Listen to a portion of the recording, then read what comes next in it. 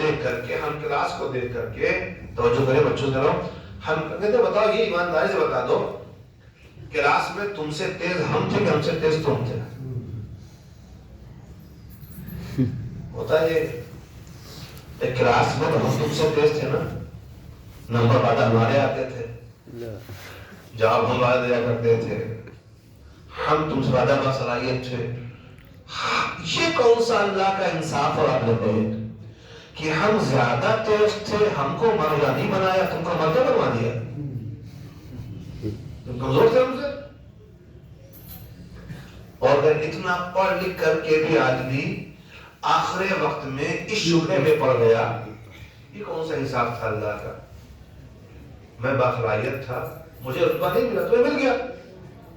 میں ایک بات سمجھ سکا تو جو ہے بچوں کے حضور، اس کا مطلب یہ ہوا کہ مقام مرجعیت تک پہنچنا کتابوں کی اصطلاحیں رکھنے سے نہیں ہوتا، اللہ کی توفیق سے ہوتا ہے، امام کی تائید سے ہوتا ہے۔ جسے توفیق خدا حاصل ہو، امام تائید وہ وہاں تک پہنچتا ہے۔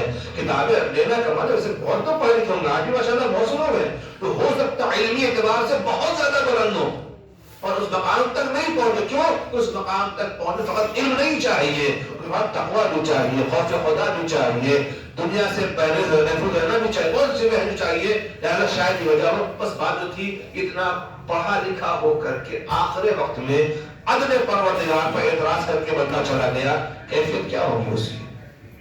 اس لیے بس سمیٹ دو بات کو میں، اس لیے ہماری ذمہ داری یہ ہے کہ جہاں ہم اس دنیا میں جو بھی ہماری محدود حیات ہے، اس میں وہاں کے سامان جمع کریں، کوشش کریں وقت آخر ایمان پر محفوظ رہیں، اس کی دعا کرتے رہیں، ایمان کے تحفظ کی دعا کہ پروردگار جب روح نکلے عالم ایمان پہ نکلے، جب دنیا سے جائیں حالت ایمان میں جائیں، یہ سخت مسئلہ ہے۔ اور بس ختم کرتے میں گفتگو، اور یقین جانیے شاید اسی لیے جو صاحبان ایمان ہوتے ہیں اس دنیا سے رخصت ہو رہے ہوتے ہیں، ان کی کیفیت یہ ہوتی ہے صاحب کچھ بھی کر دو ہم چھوڑ نہیں سکتے، ایمان سودا نہیں ہوتا۔ اور اس کی بالکل سیدھی مثال دوں اور بات ختم کر دوں، حجر ابن عدی الکرمی ایک بہت بڑا نام مولا متقیان کے صحابی ہو گئے۔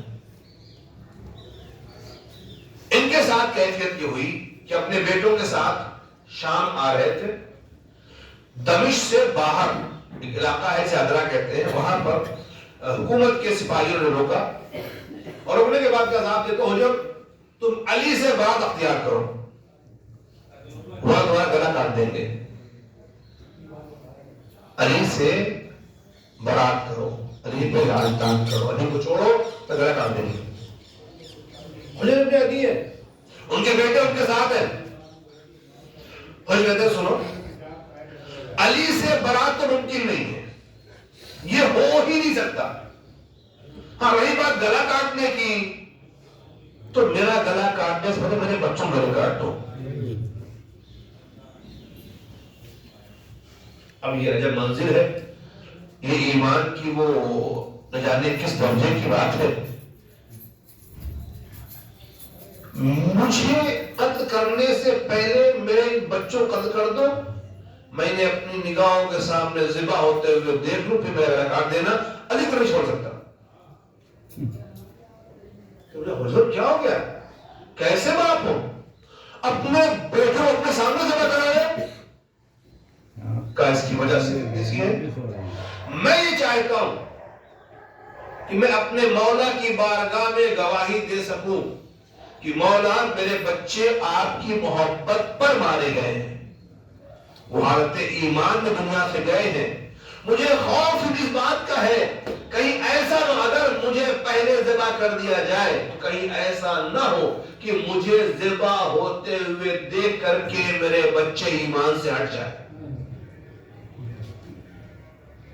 یہ وہ باپ والا فریضہ ادا کیا جا رہا تھا جہاں خود ایمان پہ ہونا کمال نہیں ہے، اپنے بچوں کو بھی ایمان پہ رکھنے کی ذمہ داری ہر باپ کی ہوتی ہے کہ ہم اپنے ساتھ ساتھ بچوں کو بھی با ایمان بنائیں اور ان کے ایمان کی حفاظت کے لیے آپ کتنی بڑی قربانی دے رہا ہے باپ، اپنے بیٹوں کے ایمان کی حفاظت کے لیے ایک باپ اپنے سینے پہ بیٹے کا داغ برداشت کرنے کو تیار ہے، بچہ ایمان سے نکل جائے اسے گوارا نہیں ہے. یہ وہ مرحلہ ہے، وہ عشق اور ایمان کی منزل ہے کہ ہم جوان کا دام اٹھا لیں گے، قبول ہے، اور میرا بیٹا ایمان کے دائرے پہ ہٹ جائے گا، قبول نہیں ہے. ایمان کے دائرے پہ رکھنے کے لیے، عشق علی پہ رکھنے کے لیے صدمے برداشت کریں. جہاں یہ قربان حوصلہ ہوتا ہے وہاں نسلیں صاحب ایمان پیدا ہوا کرتی ہے. اور شاید یہ وجہ ہے کہ ہم لوگ بھی اپنے ہر گزر جانے والے عزیز کے لیے ذکر کربلا اور ذکر امام حسین کا اہتمام کر کے اپنی آنے نسلوں میں بتانا چاہتے ہیں کہ ہمارا تعلق فقط کربلا سے ہے، جو درس قربانی ہے، درس ایثار ہے، جو درس فنا ہے. اگر وہ لوگ دین کی بقا کے لیے اپنا پورا قربہ قربان کر سکتے ہیں تو ہمیں بھی دین کے لیے اپنے آپ کو مٹانے میں ذرا بھی کچھ تصور یا خوف یا شک نہیں کرنا چاہیے، بلکہ ہمیں اقدام کی صورت میں آگے بڑھ جانا چاہیے. اور یاد رکھیے شاید کون فقرا اسی لیے ہم لوگ ذکر کربلا کر لیتے ہیں اور اپنی ہر مصیبت کو کربلا کے مسائل کے سامنے رکھ کر کے اسے ہلکا محسوس کرنے لگتے ہیں. ورنہ کسی بیٹے کے سر سے باپ کا سایہ اٹھ جائے تو بیٹا یتیم ہو جاتا ہے.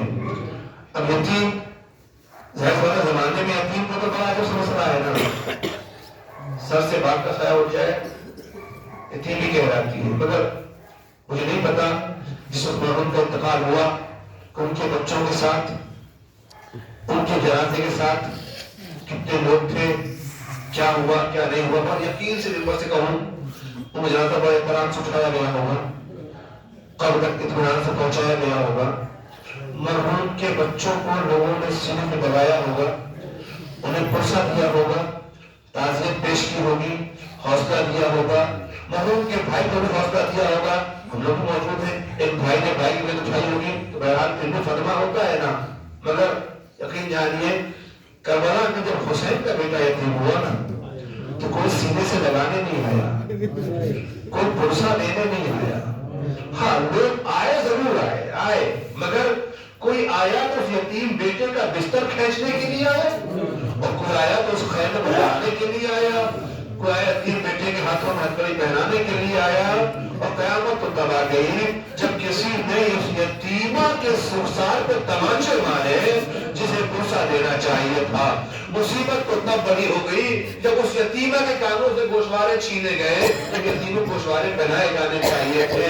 یعنی وہ جس رسول نے یتیموں کے ساتھ بے پناہ محبت اور رحم کی تعلیم دی تھی، اسی رسول گھر کے یتیموں کے ساتھ اتنا ظلم کیا گیا. کتنا سخت مرحلہ رہا ہوگا. عزیزوں میں کیسے کہہ دوں کہ مراحل سے میرا چوتھا امام گزرا. جناب سکینہ یتیمہ ہوئی نا، آپ ضرور میں دیکھیے کیا گزر گئی جناب سکینہ کے اوپر. ایک بار سن لیجیے گا، یقیناً بھائی کے لیے بھی بھائی کا بچھڑ جانا بڑا سخت ہوتا ہے. اور جملہ کہوں، امام حسین کو جیسا بھائی عباس جیسا ملا تھا، ایسا بھائی کائنات میں کوئی بھائی نہ ہوگا. اور یقین جانیے بھائی کے بچھڑنے پہ غم کیا ہوتا ہے یہ تو کوئی مولا حسین سے پوچھے. تو مولا حسین نے سنا کہ میرا عباس دنیا سے جا رہا ہے، کہتے الان ان کا سالانہ حبیب، اے بھائی اب کمر ٹوٹ گئی ہے. اے عزیزو یہ کربلا کا غم ہے جو ہمارے لیے مرہم بن جاتا ہے. اور جو خبریں سنیے یقین جانیے میں نے کہا نا کوئی بھی یتیم ہو یتیمہ ہو، آج کے دور میں سبھی لوگ اسے حوصلہ دیتے ہیں. مگر ایک بات کہوں، کائنات کی واحد یتیمہ جناب سکینہ ہے کہ جس کے ساتھ وہ ظلم اور زیادتی ہوئی ہے کہ آج بھی دنیا سنتی ہے تو طرح پڑتی ہے.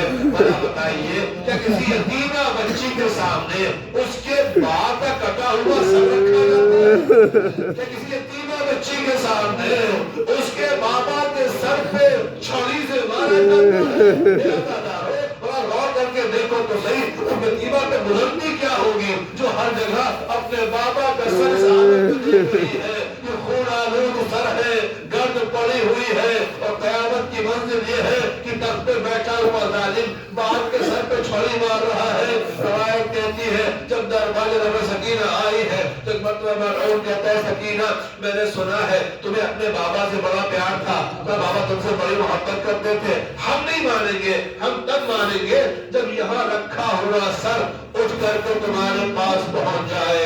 اے عزاداروں میں کیسے کہوں بڑے دربار میں ایک یتیمہ کی محبت کا امتحان ہو رہا تھا. یتیمہ بچی نے اپنا جنا ہوا دامن پھیلا دیا. اے بابا بڑے دربار میں محبت کا امتحان ہے جیسے ہی مجھے دعوت پیدا کر کے اپنے باپ کو بلایا ہے، روایت کہتی ہے باپ دش سے اٹھا، اٹھ کر کے آ کر کے بیٹی کے دامن میں آ گیا، جیسے ہی بیٹی کو بابا کا سر ملا، رخسار پہ رخسار رکھے، اے بابا آپ کے بابا اے بابا پیادوں کے گوشت